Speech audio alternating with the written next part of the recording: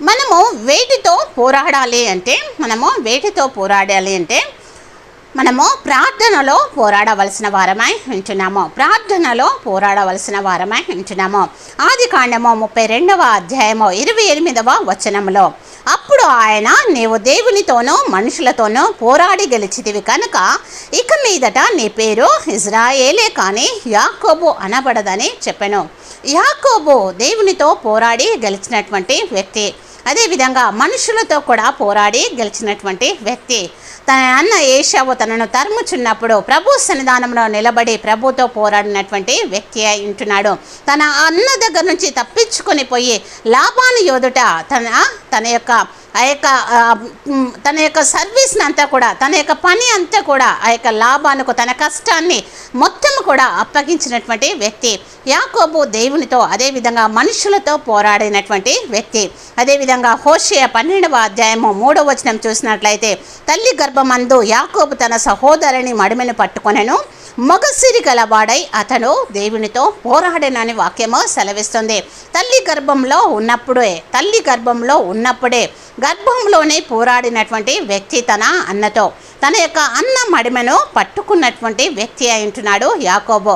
అదేవిధంగా మగసిరి కలవాడై దేవునితో పోరాడనని వాక్యము సెలవిస్తుంది. యాకోబు వలె దేవునితో మనము పోరాడేటువంటి వారంగా ఉండాలి. అదేవిధంగా రోమా పత్రిక మనము 15వ అధ్యాయము 32వ వచనము చూసినట్లయితే, మీరు నా కొరకు దేవునికి చేయు ప్రార్థనల యందు నాతో కలిసి పోరాడవలనని మన ప్రభువైన యేసుక్రీస్తును బట్టియో ఆత్మ వలన ప్రేమను బట్టియో మిమ్మల్ని బ్రతిమాలు కొంచున్నానంటున్నాడు.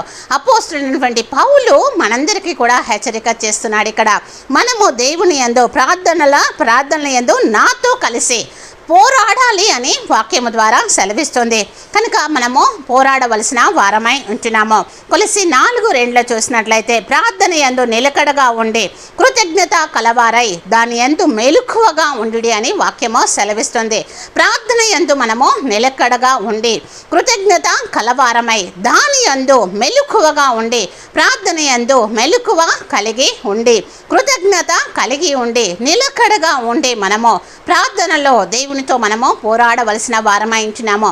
యాకోబు వలె దేవునితో పోరాడి గెలిచేటువంటి వారంగా ఉండాలి. మన ప్రార్థన ఆ విధంగా ఉండేటట్టుగా మనము చూసుకోవాల్సిన వారమై ఉంటున్నాము. కనుక ప్రార్థన యందు నిలకడగా ఉండి కృతజ్ఞత కలవారమై మెలకువతో ప్రార్థించే వారంగా ఉందము గాక.